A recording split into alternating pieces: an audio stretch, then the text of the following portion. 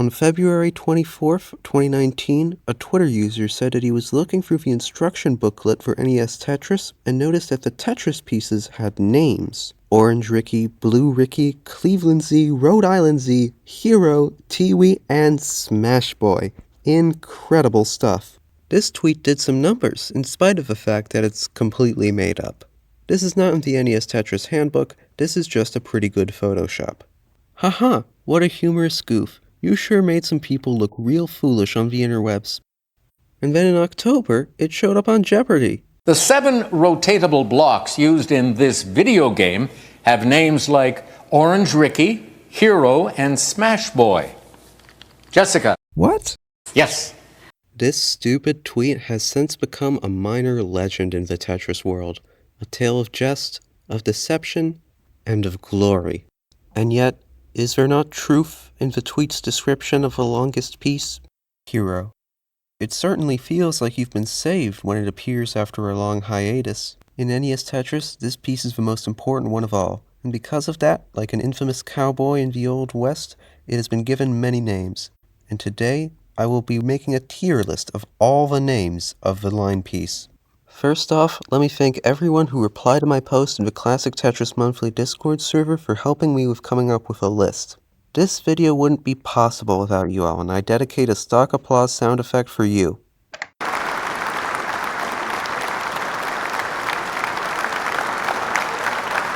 Why is it still going? Anyway, let's start with the fairly common ones and work our way down to the rarest and most unusual. This should have been an iceberg video, shouldn't it? It's a lot more relevant of a format, and it works with how I'm already doing it. Well, I'm committed. So maybe the most common name of all for it is the eyepiece. Oh boy. Sometime long ago, some wise guy decided all the pieces should be named after the letter that they kinda look like if you squint. This works well enough for pieces like the T piece and the J piece, even though the S and the Z pieces don't really look like their letters at all, you know, sure fine, you can get used to it. But the thing with the I piece is that when written out, it can be confused with a lowercase l, and since there is an L piece, that's not great. And then when spoken, it's obviously stupid. Eye piece? You got an eye piece? You got a piece of an eye? You got a cornea in this game? C tier, get out of town. Another common name is the line piece. This is just a pretty solid name for it, I'd say. It's descriptive, it's clear, great work team, I'll put that in A tier. Now here's where things get interesting. In the modern Tetris and Tetris for Grandmaster communities, these are by far the most common names, nothing else comes close. But I come from the NES Tetris community, and here we also call it the long bar. I did some research into where this name came from, and by research I mean I asked Alex Kerr, and then he asked some other people, and then he told me, and thank you Alex Kerr. The story behind this name is actually pretty interesting. It seems to have been invented by the commentators for the 1990 Nintendo World Championship, a Nintendo-run NES Tetris competition. 46,000. Long bar for Rich, but not in time. It wasn't very commonly used until 2010, when production of Ecstasy of Order, a documentary about the NES Tetris community, began. They wanted to standardize the terms for things in the documentary, and for the name of this piece they took a long bar from the NWC. You probably know the story from there, unless you don't really know NES Tetris that much, in which case, wow, this video did really well, I guess. For the documentary, they held a competition to figure out who the best NES Tetris player in the world was. The players enjoyed this so much they started doing it every year, creating the Classic Tetris World Championships. The CTWC inherited the term long bar, and the success of the CTWC spread the term throughout the community. And you want to know something about the word long bar?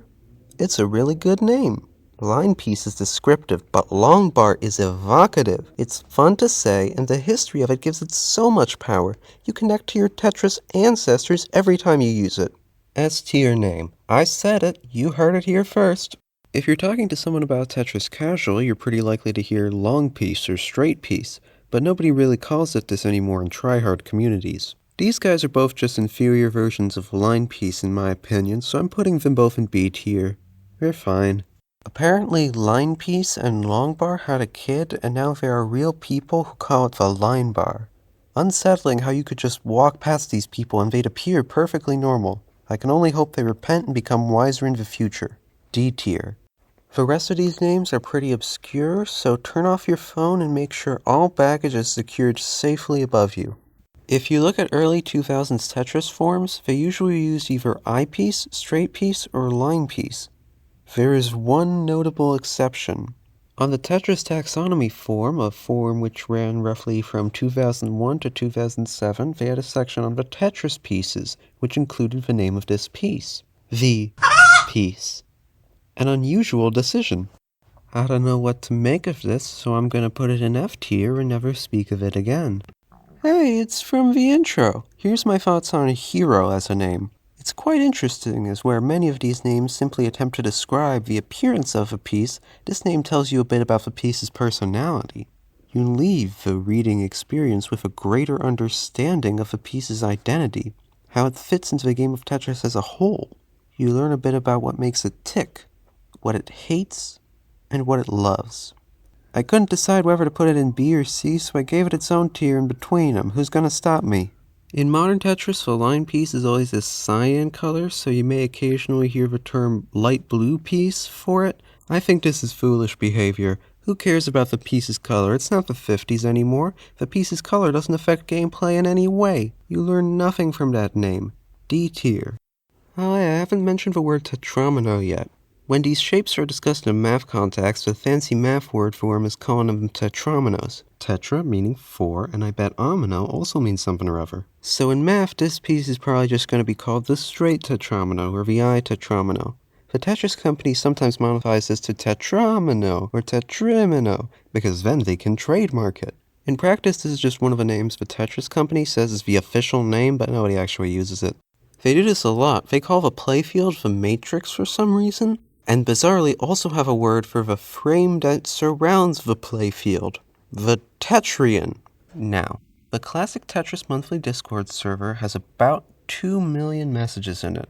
Nobody has ever even jokingly called it the tetrian. The one and only mention is from Alex Kerr, bringing it up in a discussion of these stupid names.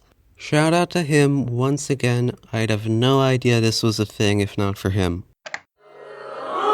Wrong one! Anyway, let's get back on track. I tetromino and straight tetromino go in the same tier as their normal name counterparts.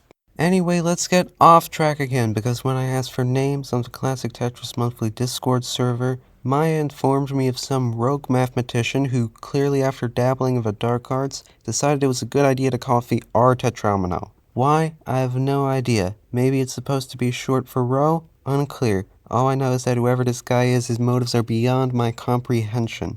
F tier unless he's watching this video, in which case it's A tier. Please don't kill me with your wizard powers. A couple Tetris wikis say that it's sometimes called the stick, but I couldn't actually find much evidence of anyone actually calling it that. Shame though, because I actually kinda like it as a name. Are you gonna tell me that's not a stick? A tier. It's apparently occasionally called the 4-bar or 4-block or something along those lines. Perhaps the most notable example is this scene in Ecstasy of Order. I like to stack them up all on one side, and then you get one of those long 4 ones, because it's such a good payoff when you get the 4. And then 4 lines. Yeah, I do enjoy that maneuver. I hate to state the obvious here.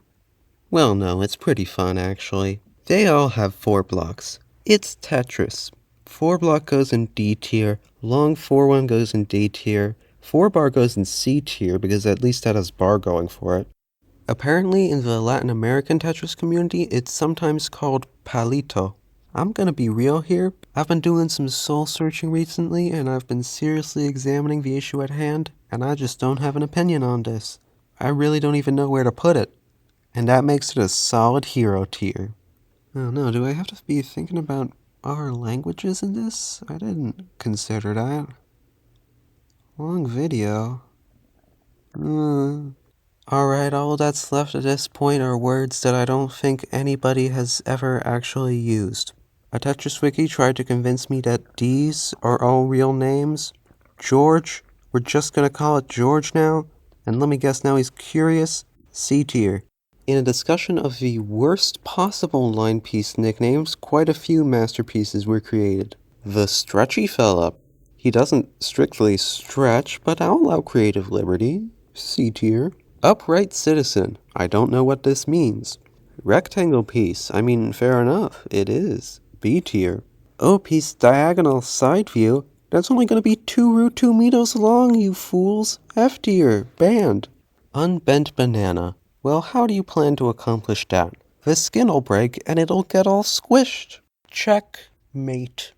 Wide bar, because who are we to decide which direction is long and which direction is wide? Thought-provoking. A tier, I don't care anymore. This was where I wanted the video to end. It was going to be about 10 minutes of me talking about various goofy names and that would be it. But while researching this video, I came across something horrifying that's seemingly been nearly forgotten. I told you at the start that the NES Tetris manual does not have names for the pieces. This is true. If you get a copy of NES Tetris, you can pull out the manual and check for yourself. But that time might be better spent checking the outside of the box. On the back it reads, Tetris, the Soviet game sensation. Your pulse quickens. Beams, boxes, zigzags, and L-shaped building blocks drop relentlessly down a narrow passage. Beams! That's on the box. From Nintendo. They're called beams. Beams!